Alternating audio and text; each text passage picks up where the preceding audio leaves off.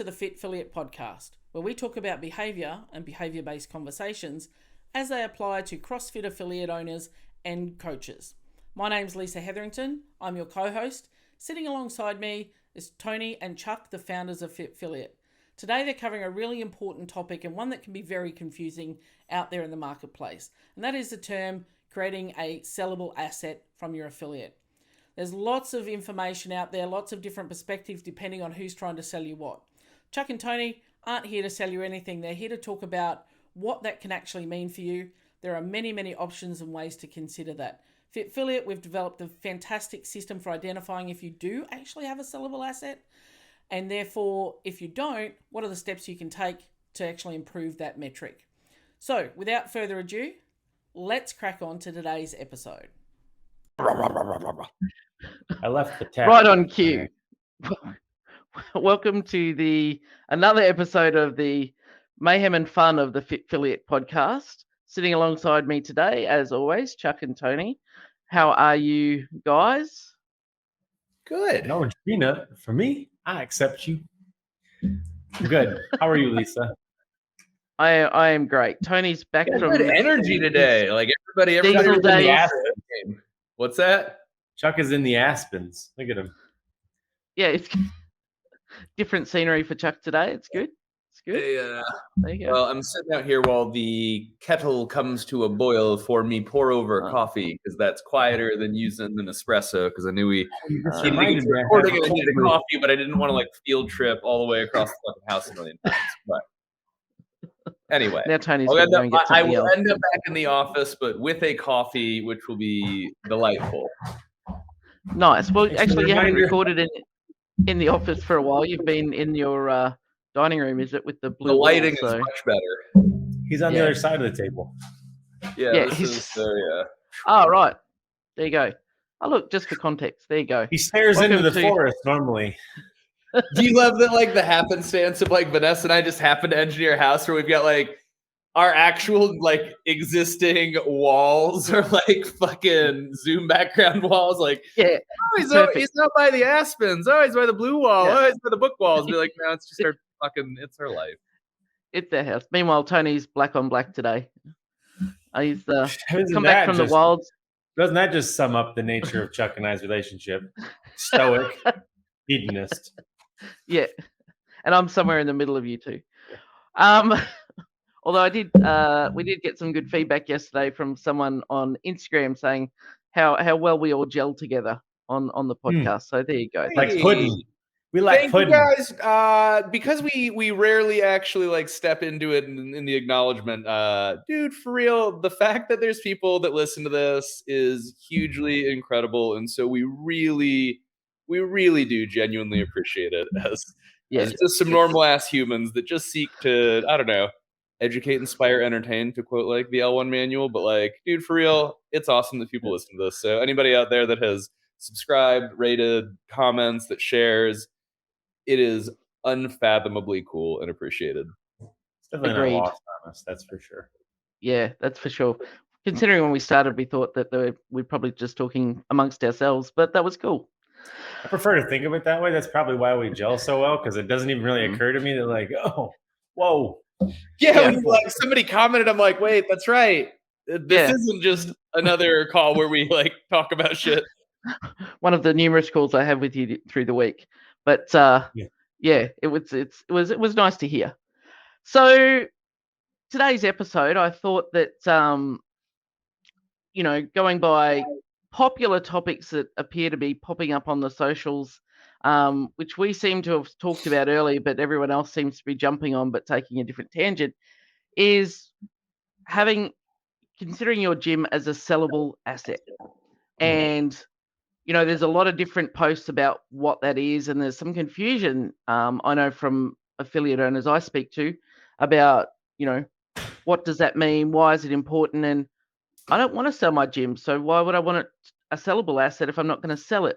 So I thought that today we would drop some Fit Affiliate wisdom in that space about, what that means and why it's important, but also give some clarity around it, not just, scaremongering and throwing around big words without any substance behind it, because that's not what we do. Sure. We do throw some big words around from time to time. We happen to be fans of those things. Yeah, but there's always context with it, and they, aren't things we've made up. Well, I mean, sure. One big word there is obfuscation, and this one is for sure going to be a conversation about that guy. Well, where do you want to start, Lisa? Take us on a journey with your eloquent accent. That's never been called that before. I think that actually starts it. Yeah. Like, begin with the end in mind. And I think that's the first little reframe is like, well, how old are you? Cool. How long have you owned your gym? Cool. Multiply the length of your existing ownership time of the gym by generally like a factor of 10, right? Like, you've owned it for 4 years. You're 40. Do you want to do this another 4 times 10, 40 years? Maybe the answer is yes. And then, like, if that's the case, cool. Are you going to need systems, processes, and procedures? Like, is it pretty reasonable that, like, the shit you should have done 4 years ago, you're going to have to eventually face that in the course of the next 40 years? And then also, if it is a legacy conversation, you do genuinely give a shit about, your coaches, your staff, and your clients. It's the get hit by a bus test. Dude, if the whole thing collapses the day after you collapse, then it's a fool's errand. And it's super disrespectful to everybody that needs it. So anyway, even if you have zero desire to ever sell your gym, like on a long enough timeline, are you going to have to actually turn it into a fucking business? And do you really care to make sure that people have the ability for you to deliver on the promise that you made for their future? And if the answer is yes, then like you need to make it into a sellable asset at some point. Might as well do it now. Certainly not going to be any worse because people are going to get served better and your life's going to be easier and you're going to make more money. So fuck. It seems so simple when you're on the other side of it. But I guess at least begin with the end in mind is what I would say first. Yeah. And I think too, with the concept of a sellable asset being that if you're chasing or pursuing, not chasing, one of the our 4 freedoms of freedom of time, freedom of money, freedom of purpose, if you've got an asset that doesn't need you to be there all the time and still earning you income, then and you can go and do other things, then that's got to be a win as well. That's I mean, business in general is confusing. It's hard, right? It's not for lack of drama. At least we can put it that way, right? So, but the first big, I think, aha moment in this conversation, and there's a lot of parts of this sellability thing that I'd love to talk about, particularly how we've now managed to get the interest of everybody else's attention as well. But, and I think there's a reason for that, right? Like when we decided to start talking about this conversation, it's essentially because we are here for one purpose and one purpose only: to protect, save, and serve the affiliate model, right? So that requires us to talk about this conversation, sellability, particularly how you get to that point. Because until you're at that point, your gym's not safe, right? Like that's just kind of like, it seems like a conversation of like luxury, not necessarily a necessity, but it is for sure a conversation of necessity, because a gym that is not sellable is, well, for sure not an asset, but it's also not safe, right? But so that's kind of the overreaching reason that we started talking about it. But the other reason really was that it creates a very objective metric and a very subjective conversation, right? Which is like business ownership. There's no shortage of fires to put out and deal with. But as you'll learn, as you move through the process of increasing your sellability, many of those problems aren't actually problems you need to tend to or contend with at all, because they're not actually helping you improve the objective metric of sellability, aka increasing the value of your business, if that makes sense. But the other side of it too is that every business has to begin with the end in mind, because otherwise it's like the song that never ends. And while that will now be stuck in your head, imagine, for example, you guys decided beep, beep, beep, the clock starts, you started a workout, but you didn't know when the workout ended. You just got to keep working out and keep working out. Like a couple of things are going to happen. One, your intensity and your effectiveness and your energy is going to drop for sure. And then on top of that, you're just going to lose interest. Right? It's just like you're 72 rounds into this thing. You had an AMRAP with no end. Like when you got tired, how much fucking harder would you work if there was like literally no metric of like when the work is done? But if you know when the end is, that changes everything, right? Like, having just experienced 24 hours of an exercise this weekend, the only thing that got me through that was literally knowing that, like, there is an end.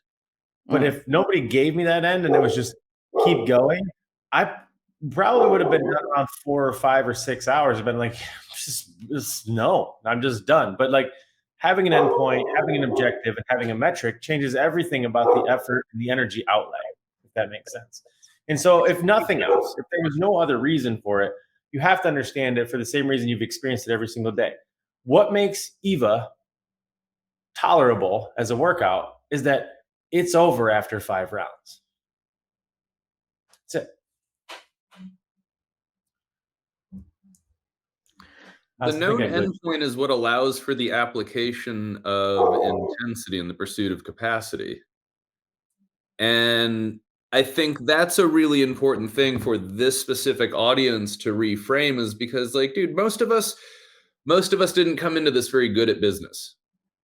We were marginally good at fitness, maybe, potentially, and like somehow we got into coaching, and then somehow like that transitioned us into ownership. And so if you think about business as you would think about fitness early in your journey, if you just took your random any old Gen Pop member and you just had them go through like, hey, I want you to do some thrusters and some pull-ups, and then some thrusters and some pull-ups, and then some thrusters and some pull-ups, and then we'll talk about it. How many do you think they would do, and how hard would they go? But as soon as we have a defined metric that we can actually chase, which is also comparable to past, future, present performances, and also, if we choose to engage in it, socially comparable, all of a sudden, holy shit, people in our community have done sub 2 Frans. But had we not called it Fran, defined like the workout very specifically, and built like a mechanism of objective measure around it, nobody ever would have done it fucking faster than 4 minutes. And I don't know that anybody would have ever even hit 4 minutes. Yeah, no, you wouldn't go to that unpleasant place without having that target to hit. Like, dude, how many affiliate owners can associate with their own athlete experience and that they lack a sense of fulfillment because they no longer have the regular achievement, which is a big piece of like the identity crux that they run into, or like it has to be about snatching more and doing more bar muscle ups or like something, because they're the only metrics that I'm measuring. They're the only things that I'm managing. They're the only system of inputs that like I want to put anything into, but it's a fucking trap. Anyway, I'm just ranting now. No, it's true what you're saying. It's you need to have that. What is the quote, the Glassman quote, that men will die for points, and you will push yourself if you know that there's that end point for sure. So in your affiliate journey, we've also talked on this podcast about what you did in year 1 and the intensity you had in year 1 and how that then falls off by year 5, 6, and 7. It's because there you get to that thing. It's like, well, I'm just still doing the things.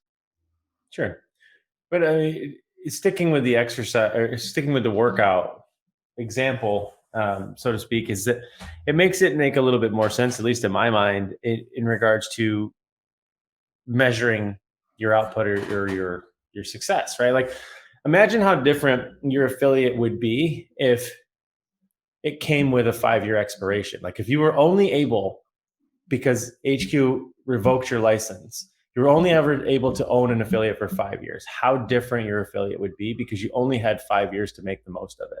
For the same reason, all of your workouts matter more. Like, if EVA was about do these things for as long as you can do them, obviously your output is going to drop over a longer period of time until eventually it quits. And the same thing would happen.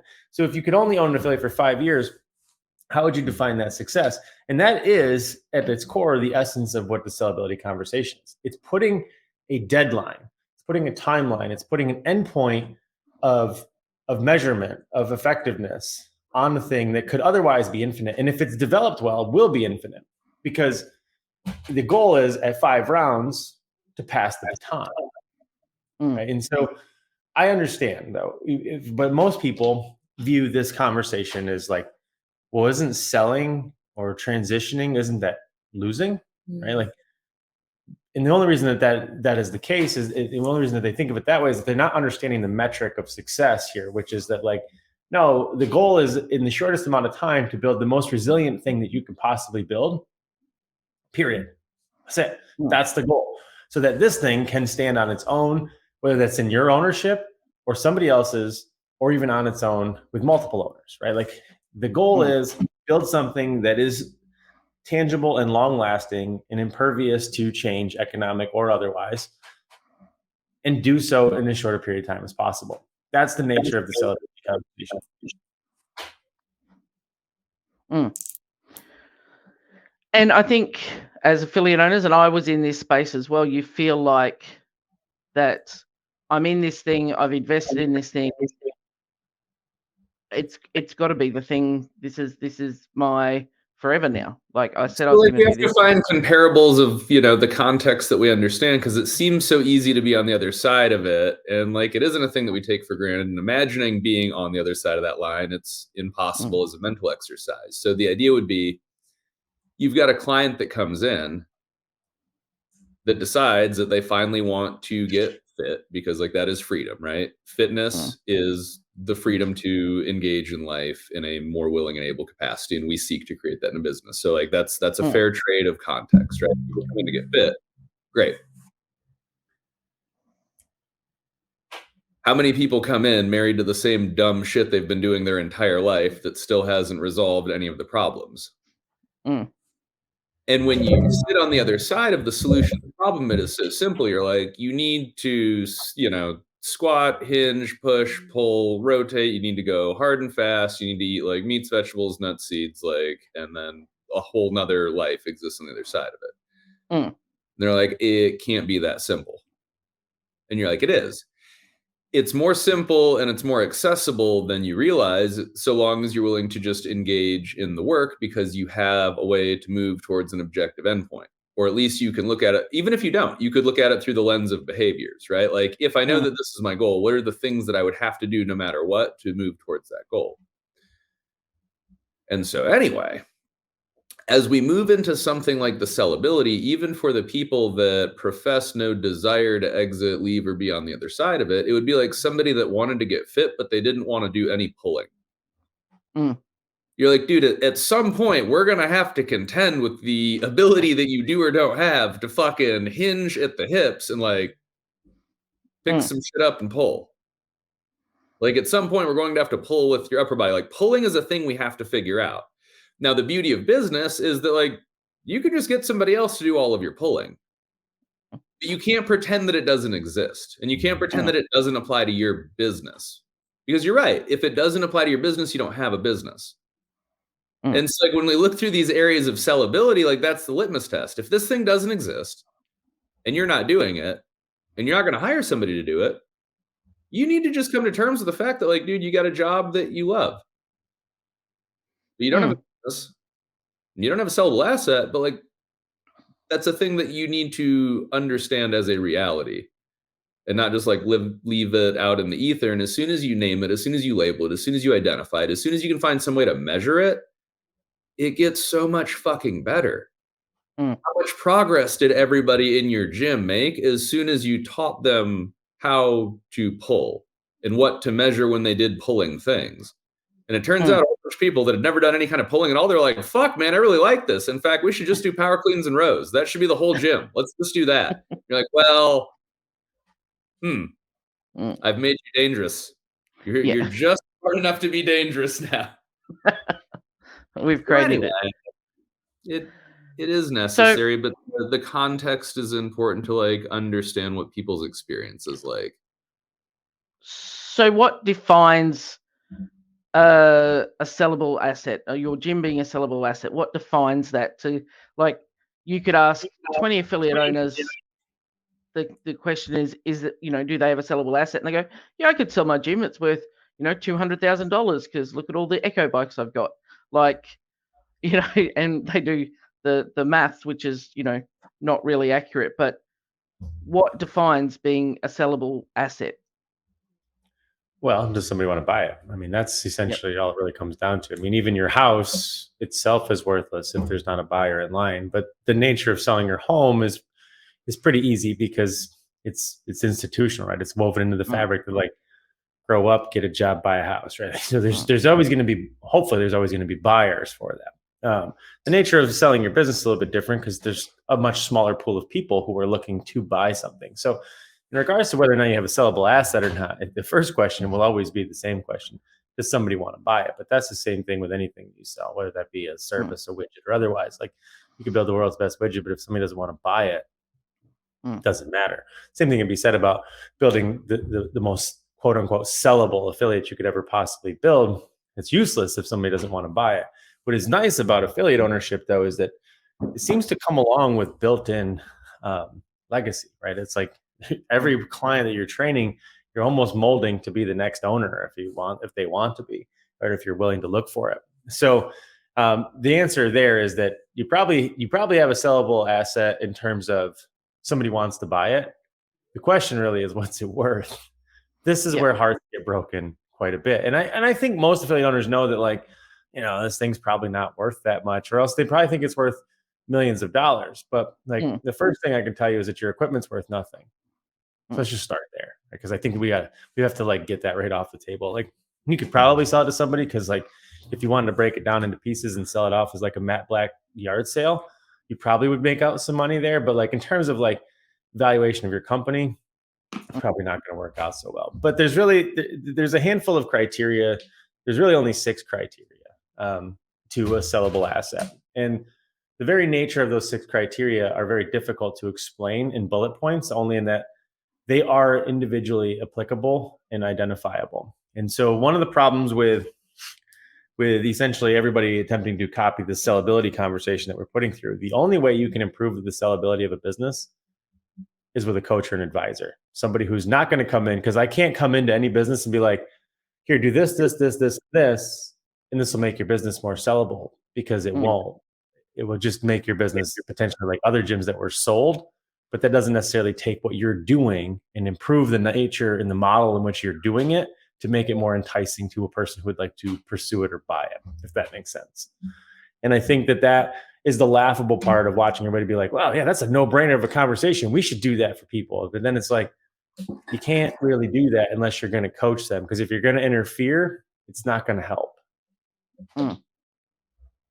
That's kind of a rant. No, it's very valid, because and that brings us, back to that endless conversation we're having, the difference between, coaching and teaching, or, just giving you a system. Like, that's a one size fits all system's not going to work, but everyone wants to make it very simple without doing the actual individualized work. I mean, objectively, we can, through the system that we've built, ask you a handful of questions, determine how sellable your business is on a measure of 1 to 100, and then through the process, which is coaching, improve that number. But the process is the same. It's coaching. And here's the unsexy part of a sellable business. It can take a really, really, really long time. And the very nature of sellable is usually that, like, hey, I need out. Can y'all get me out? And then I'm like, well, if you want out right now, it's probably going to be painful. Are you willing to do 4 months to 4 years worth of work to maximize that? And most of them are like, no, I'm done. I was done yesterday, right? Like, and so that is the reason why we're so adamant to even the people who aren't necessarily pursuing sellable, we have to start pushing you towards that sooner rather than later, so that when the time does come, it's not time to start doing the other work, right? And so, well, it's the only way to be able to see the game that you're actually playing, and not just be so, like, in one of the areas is like tied to distractions, because like you just can't sell somebody like a bundled bunch of bullshit. And I know that, like, that's vague enough that I don't feel like we're giving any like process shit away, right? So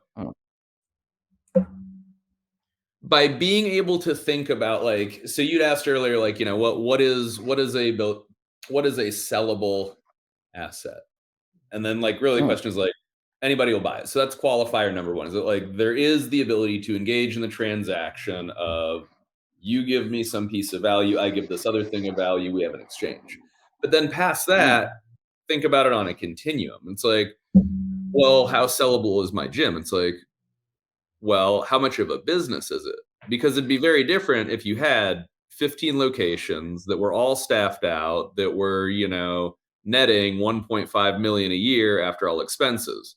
Is it still a gym? Yeah. Is it a business? Sure as shit.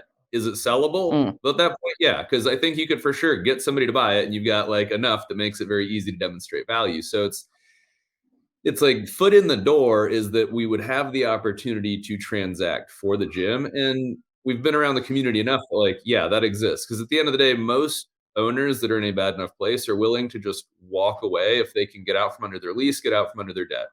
If they just have an opportunity, like for the people that are really burned out, broken, it's not in a great place, they're just like, dude, I should have come into this thinking about it like on a 3 to 5 year timeline, or just like, hey, who knows what happens with this? It's experiential learning. It's like getting a degree. Fucking cool. Did a bunch of cool stuff, helped some friends out. You'll still be able to exit. So, like, if you desperately want out, we are fucking super happy to make that happen. But if you've never thought about what the end is, and the idea is like, well, what is a sellable asset? Then we have to figure out, like, well, how sellable do you want it to be? Do you want this to be a thing that is so bulletproof that you can go into the actual world of business acquisitions and have a business asset to present to people that don't necessarily give a shit about fitness, CrossFit, exercise, that you could be like, dude, here's our model, here's our revenue, here's our books, here's our systems, here's our processes. Would you like to just engage in the game of transacting a business with me? Most people don't want to get to that point because it moves it like really far away from where they see their passions align. But like, it's an impossible question to just generally answer, because like that is the idea, is like, how sellable do you want it to be? Were you looking at this as a multi-million-dollar exit to take care of you and your family for the rest of your life? Well, that's very different to engineer than like, how do we maybe figure out a way that you can break your lease, not get sued, and like negotiate gracefully out of like whatever else exists incoming and outgoing in the business? Yeah. Both of those things could be sellable. Both of those things could be objectified. Both of those things could be improved upon. I think that as well, like you talk about the time frame, that maybe we should look at it as a 3 to 5 year project, is that it's become aspirational to be a 10-year affiliate. That's something that's, so people get to that 10 years, that and by is then the they're ego. really cool. The aspiration should be that you have an affiliate that makes it past 10 years. That, yes, agreed. But the affiliate owners feel like it's a badge of honor. Say, yeah, I'm a 10-year affiliate owner or whatever, but they don't know, by the time they hit that 10 years, they're tired, broken, still poor, and don't know what to do with what they've got. And I've been doing this for 10 years, so I can't just give it away now. Is double Murph more effective than Murph? I mean, is Murph even effective? Right? So like, how do you know? Are you measuring it? Is it increasing? Is doing Murph increasing your work capacity? That's questionable, right? It's a demonstration of work capacity more than it's anything. And like, I think that's a very important sort of reframe of the conversation. Objectively, there's 3 steps to selling your business, right? There is building something that's sellable, then putting said something that's sellable onto the market, and then there's also transitioning said thing aftermarket, right? Meaning you must build a business that's sellable, then you must entertain offers for this in the middle part here, aka get somebody to buy it. But then there's also the other side of it, which is that when somebody does buy it, you're going to probably have to transition it to them, because you can't just toss them the keys like you do your house and then just move out, right? You're going to have to teach them how the shower works. So there's 3 steps to it. That first process, though, you have to understand that that's the part of the game that we're all playing. And I think where a lot of people don't understand that part. Like, the goal of what you're doing right now, all of us are, this company included, right, is building something to sell, or something that can transition, or something that can live on its own. And respectfully, I don't know if you all know this or not, you're dying, period. You're not going to live forever, right? Therefore, if you don't create something that's sellable, this affiliate dies when you die. Naturally, that's over the course of a very long period of time. So that's outside the conceptual window of limitation for this conversation. But if we're here to do the most good for the most people, this thing must stand on its own. Therefore, we must entertain step 1, which is we have to build this thing to be sellable. So in that first step, we must consider the things that need to be done in order to make something more sellable. And really, that whole conversation, the reason why this is valuable to you guys as affiliate owners, the entire conversation can be boiled down to one thing. how boring can you make this business? Which is 100% opposite from how every affiliate owner treats their business. They instead, almost on accident, no doubt, try to take something that is ultimately a perfectly boring business and make it as exciting as they could possibly make it. Right? I have the same fly in my office. It's driving me nuts, but my backdrop. Dude, I'm dying. So that's it, right? Like, how boring can I make this thing in 1 year? And now, when we say boring, I think that sometimes people think that like we mean like don't do the most good or whatever that looks like. How problem-free, smooth, and frictionless might be better ways to think about it. Boring is essentially the ease of which the next person can do the exact same thing that you're doing. If your business has a lot of things going on, it's not terribly enticing, right? Like, and so there's a lot of metrics of which get passed through that, right? Like, boring is how much of the revenue is recurring. That's pretty easy in an affiliate because basically what you guys have is a baked-in, built-in recurring revenue model because two things happen. One, almost all of your clients end up on a recurring subscription. That's a good thing. It's just bonus points. Step two, or part two of that, is that the nature of the project in which your clients sign up for isn't short term. It takes a long time, right? Therefore, like, your clients are easily signing up for, if you do a good job, 6 months plus of recurring revenue. That's good. That's boring, right? That means that your customers come in, they buy once, and they continue to buy over and over and over again for a long period of time.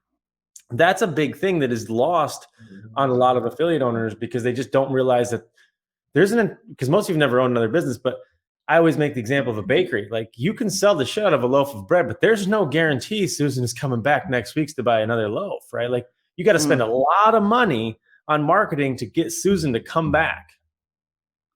You don't got to do that.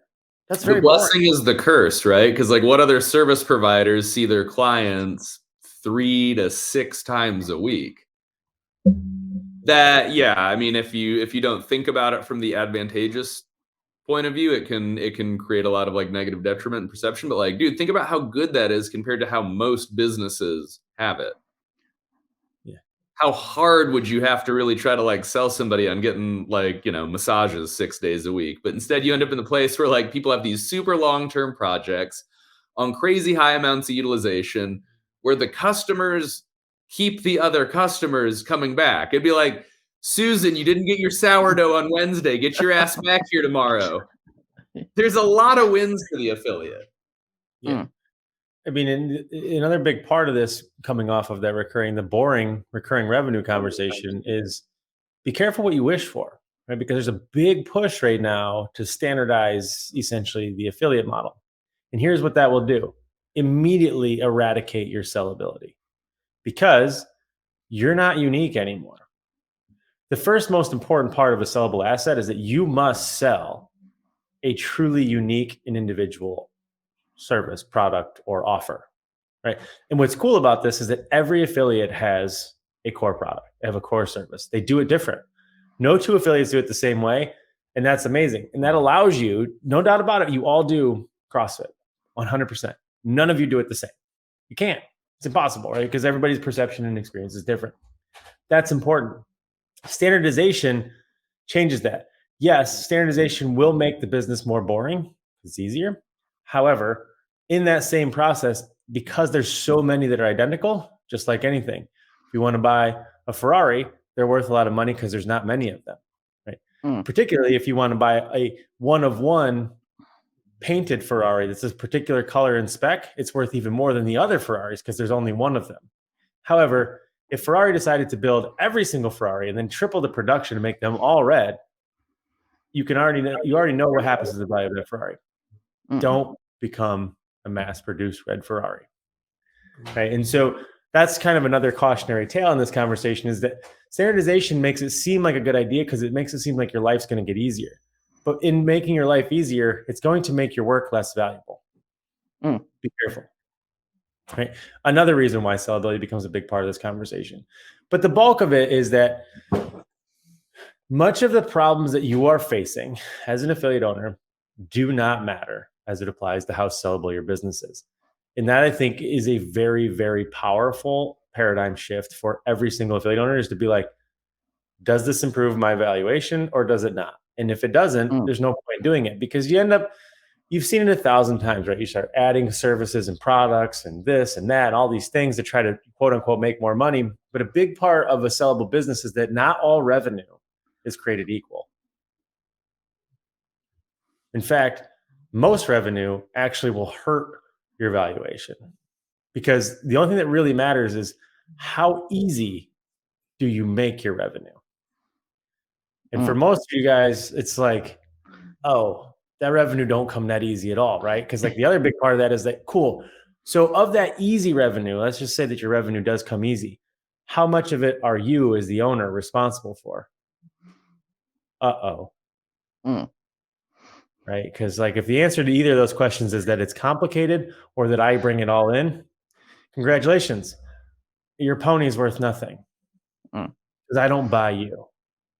And if I did buy you with it, that'd be a huge risk, because like, why would you want to all of a sudden start working for me? Consider that. So it allows you to really step back from all the big, complex, emotional sort of overcomplication, obfuscation conversations and be like, oh, I got to stop doing this. But here's what it confronts. You're not going to be as important. And that is a big problem for a lot of people, because the whole nature of owning this affiliate was they wanted to become important. And there's nothing wrong with that. There's a lot of reasons why that's important to the person who does it. The very nature of creating a sellable business mitigates or minimizes how important and relevant you as a person, as an ego, as a personality is inside that business. But as a kind of a benefit to that, what it ensures though is that the thing that you built lives on way longer than you, which makes you way more important. You're less important in the day-to-day, but you're elevated into these hallowed halls for long term. So you have to be willing to put aside what's important today for what's important big picture. And that is a big step, is the identity that we create as affiliate owners. And who I am is a gym owner, but that's what I do. That's not who I am, but we create that identity around it the longer that we do it, and it makes it super hard to detach from that. It's like, well, who will I be if I'm not in the gym every day? Who will I be if I'm not that person? A better version. Right? Like, well, and like, to take the example back internal to what people do know, it's like the person that comes in that is never actually endeavored to pursue fitness. They're like, well, I don't want to get too lean. I don't want to get too muscular. And you're like, cool. Trust me, you're not going to just immediately get too lean and too muscular. It's like, you don't have to run into the existential crisis of identity of like, if I'm not a gym owner, then what am I? I'd be like, well, you already own the business. Let's just make sure your business is actually a business and it's doing well. That seemed pretty reasonable. Do you feel like you could engage an existential crisis a little bit better if you're fucking overpaid and if you didn't have to wake up at 4 a.m? Like the exact identity crisis that you might hint at internally being afraid of having to contend with, I promise you it's a million fucking times better when you're not running around putting out fires and when you're not in the middle of the messy fucking gap. If you can create some homeostasis and stability that allows you to lean into abundance, that allows you to find some more comfort, dude, like we have had plenty of people that have wanted to just be like, dude, I'm over it. I'm done. Actually, one of our oldest and like best case study clients came to us because he wanted out and he was fucking super over it. And he was wanting to just figure out like, how do I walk away at a fire sale? And we really kind of broke it down, and it wasn't as bad as it seemed when he was just trapped in it at the moment. And like, look up 2 years later and new facility, huge renovation, team of 12 people, social media, like closers, buying a building, like, oh, But all the same shit like ended up having to exist. It was like, well, do you want the affiliate to just go away in the middle of the night? No, I don't want that. Cool. So this shit's got to get dealt with. Either you're going to deal with it now or somebody else is going to deal with it in the future. But like, if this thing is supposed to live, like Tony's saying, then like these things have to get done at some point. And fuck, man, why not have you do them? Why not do them now? Well, the sooner you start eating more broccoli and drinking more water, your outcome gets better. So, you know, you need to start doing those things. And I think a lot of the gurus that have come into the marketplace of the affiliate landscape, and they scare people into, you know, not being good enough, or, you know, oh yeah, I need to sell my affiliate, or capitalizing on that. I'm burnt out. I'm fucking done. I'm over it. And get them to talk their way out of it without even assessing how it can be improved and actually be a valuable asset to them, rather than just, oh yeah, you've got a sellable asset. You got 20 road bikes. That's worth $200,000. And they kind of scare them out of the space without actually having anything substance behind it. Well, the idea is like, you know, we play a very different game because we coach the individual, but we seek to protect the affiliate model. And like both truths can coexist. Be like, cool, you're done, you're burned out. Like, let's work on building this thing to the best possible exit for you. And you might find that when you get to the point that you could exit, that you might not want to, but we still need to work on your beliefs. We still need to work on yourself as the individual who underpins every piece of the business. But then the business is also just an objectifiable machine that needs to be operated. Like, there's no need to scare anybody in any direction, because you just have that moment on the beginning of the relationship to be like, so what do you want? Like, what do you really want? Not what do you think you want, not what has somebody else told you that you should want, not, you know, not what your friends and family think that you should want, but like, when you look up, what do you actually want at the end of this fucking rodeo? And that's a very different place to begin the conversation, because you could find that like there's so many structures that make it so incredibly useful if you can just get to the point of having the gym as a sellable asset. Even if you decide to get out of it, even if you want to stay attached to it as just a cash flowing entity, but have no actual operational connection to it at all. Or maybe you find out that you fucking love the thing, you build $1 million a year business, and like, yippee-ki-yay. But Well, like, everything ends up having to solve for if you just figure out what you actually want. I mean, if you hired me as your real estate agent to sell your house, right? My first question is likely going to be, why do you want to sell it? No doubt about it. Most of those answers are going to be like, well, I got to sell so I can buy a new house, or I want a bigger house, or a bigger kitchen, or this or that. So you're moving up, right? Like, ideally.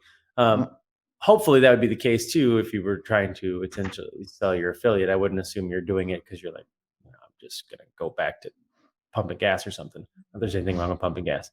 But the question that I would follow with was, okay, well, what if instead of selling your home, we could keep your home, and I could help you get the next home by utilizing the first home.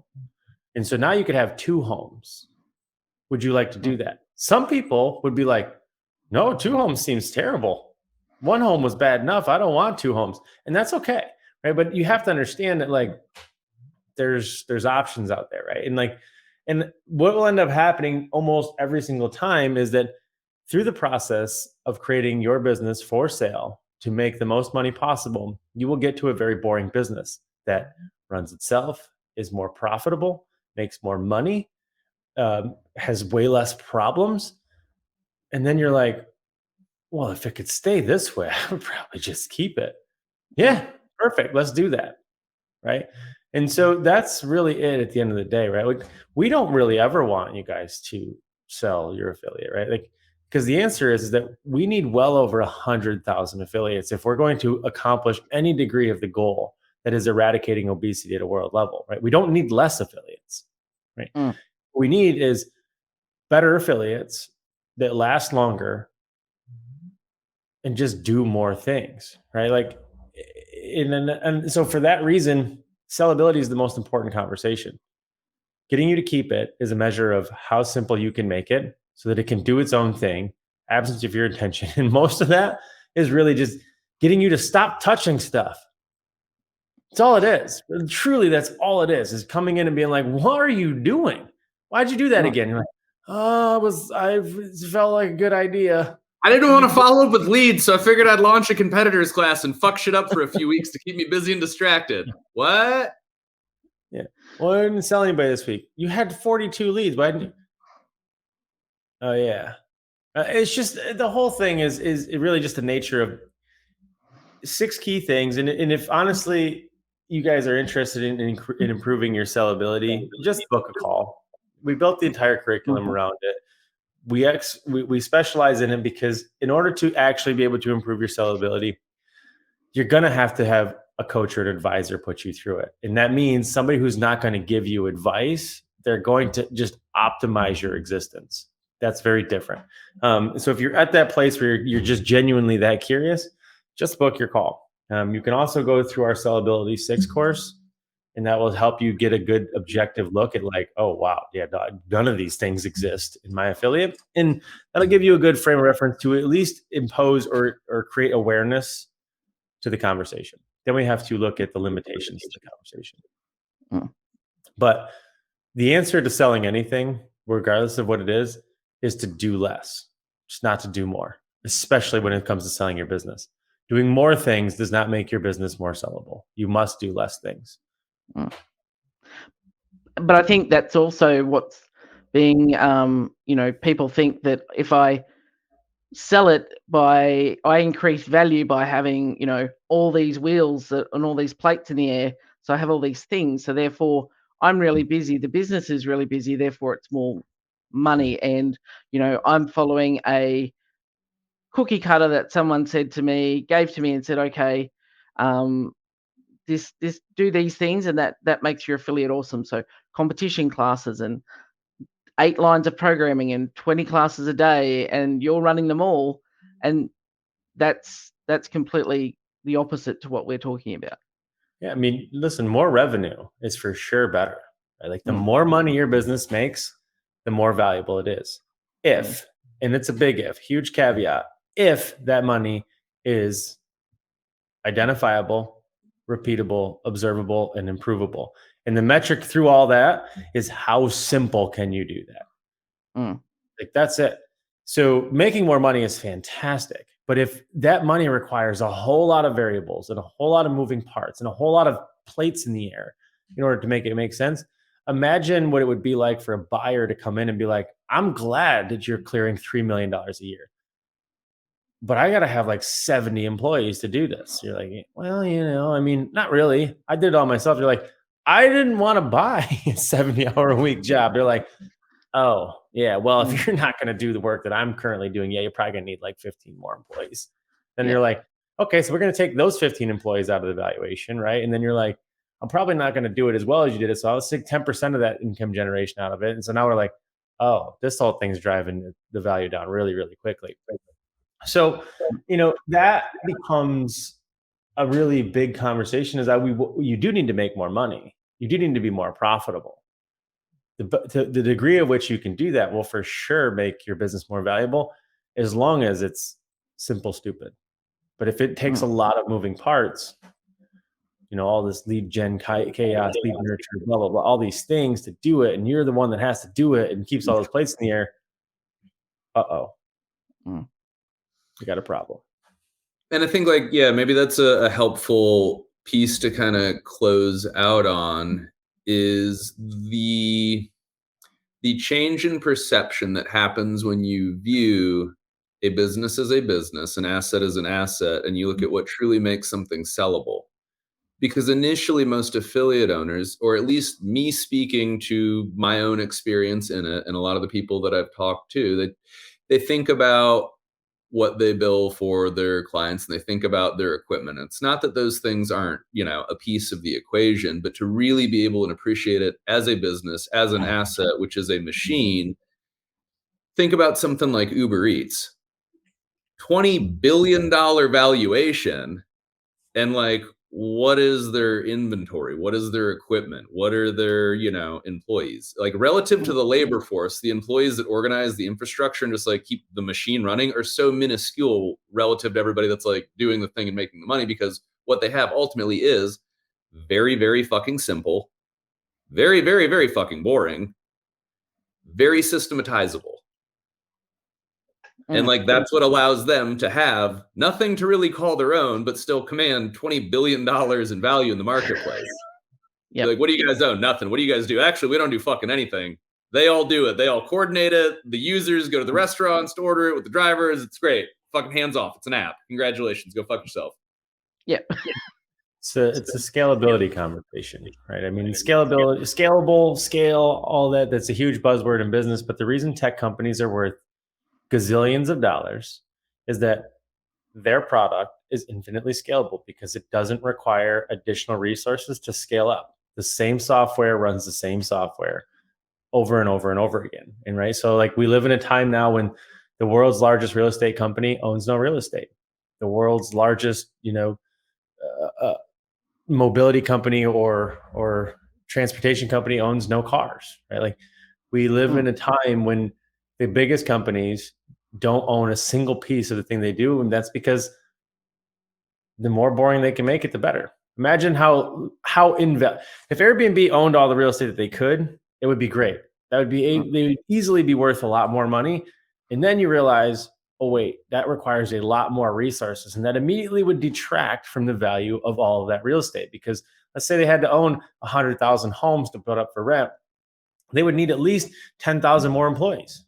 Right? Like, there's a reason why they crushed Marriott in terms of valuation. That's because Marriott makes a ton of money, but they got a lot of shit to deal with. Right? A lot of moving parts.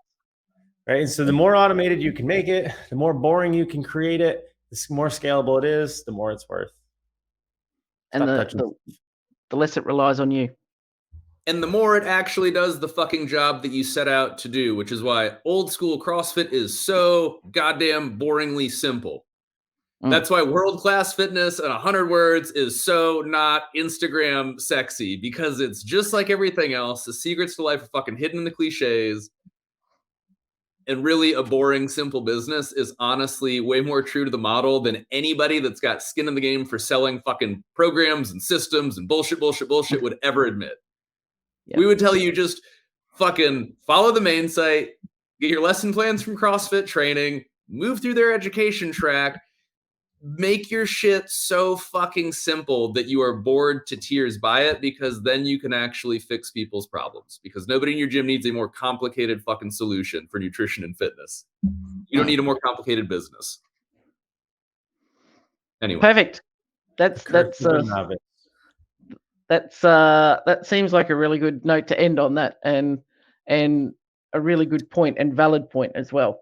So lots of good contact there. I'm sure we'll touch on this topic again. It seems to be quite popular at the moment. So for those who are watching, listening, reach out, book a call. There's a link in the show notes if you want to discuss the concept of having a sellable asset and what that really means and how it applies to you with a substantial system behind it, not just empty words and a template.